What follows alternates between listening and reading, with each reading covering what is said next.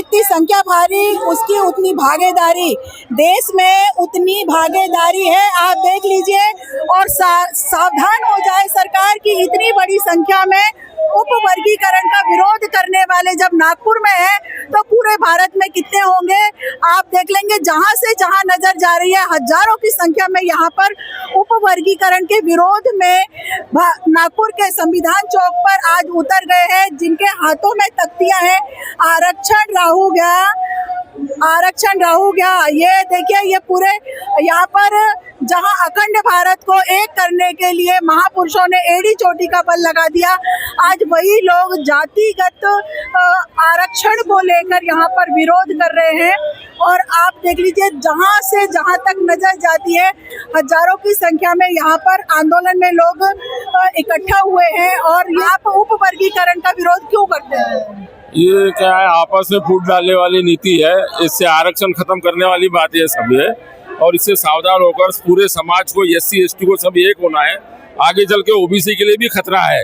ये कास्टिज्म को आपस में कास्ट को लड़ाने की चाल है, ऐसा मानना है, ऐसा इस पब्लिक का मानना है, जितने लोग यहाँ पर मौजूद हैं कि कहीं ना कहीं आरक्षण को खत्म करने के उद्देश्य से ये सब किया जा रहा है सरकार द्वारा। अरे बाबा साहेब आंबेडकरांचा, भारतीय संविधानाचा। कहाँ से आए हैं? भोपाल जिला रालेगांव से। वो क्या कहना चाहते हैं आज आप इस आंदोलन में? ये उपवर्गीकरण जो लागू किया है, लागू होने जा रहा है, उसके खिलाफ हम मोर्चा निकाले। आप कहाँ से आए हैं और क्या किस लिए आए हैं आप यहाँ पर? संविधान के संरक्षण के लिए।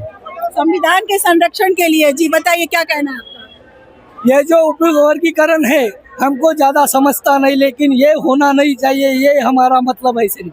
चलिए ज्यादा तो नहीं समझते, लेकिन जहाँ पर इतनी भीड़ है हम उस भीड़ का हिस्सा बनने के लिए यहाँ पर आए हैं। चलिए और आगे हम चलेंगे, आपको बताएंगे कि किसका क्या मत है इस उपवर्गीकरण को लेकर और वो कितना समझते हैं उपवर्गीकरण को या नहीं समझते, या सिर्फ भीड़ का हिस्सा बनने के लिए आए हैं, वो भी हम आपको बताएंगे। बोर्ड कहता है कि जो आरक्षण है वो सबको मिलना चाहिए और जो अभी वो अबकाड़े जो चालू है उनका वो रद्द होना चाहिए। चलिए आपका क्या कहना है? ये जो वर्गीकरण है इसको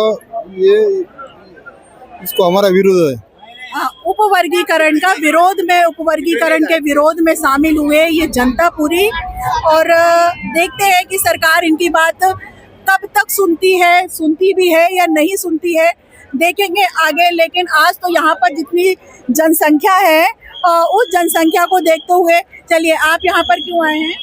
जो उपवर्गीकरण है वो रद्द होना चाहिए और जो बाबा साहेब ने हमारे लिए संघर्ष किया है वो संघर्ष हमें दिखाना है। और हमें आप इस आंदोलन में शामिल हो, क्या कहना है आपका? क्या कहना है आपका? चलिए बस ये कि भीड़ का हिस्सा बने को नहीं है।